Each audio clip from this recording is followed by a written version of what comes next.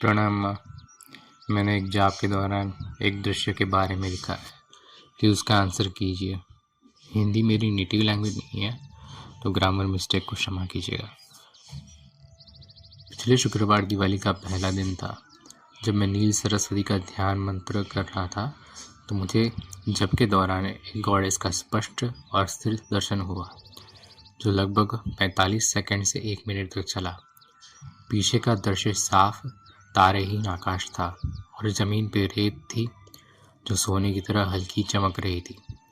Goddess अपने दाहिने पैर से जमीन पर लेटे एक व्यक्ति पर खड़ी थी, जो भगवान शिव की तरह प्रतीत हो रहे थे, जिनके गले में एक सांप था।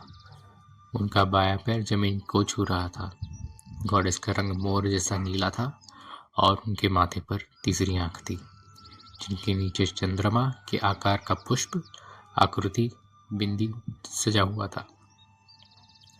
उन्होंने बाघ की काल का स्कर्ट पहनी हुई थी और उनकी कमर पर मानव हाथों की एक बेल्ट बंधी थी। उनके गले में मानव सिरों की माला थी। गॉडेस के 4 हाथ थे, जिनमें से दाहिने पिछले हाथ एक मछेटी पकड़े हुआ था और बायां अगला हाथ एक असुर का सिर पकड़े हुए थे। बाकी हाथों में क्या था मैं स्पष्ट रूप से नहीं देख पाया। उनके खुले बाल उनके घुटनों तक पहुंच रहे थे। उन्होंने कोई सोने की आभूषण नहीं पहनी थी।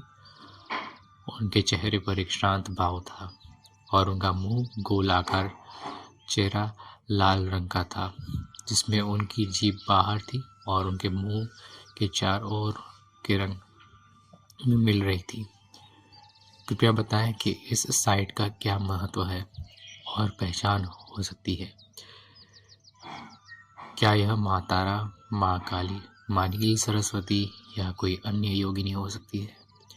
मैंने पहले गॉडेस का इतना विविध चित्र नहीं देखा था।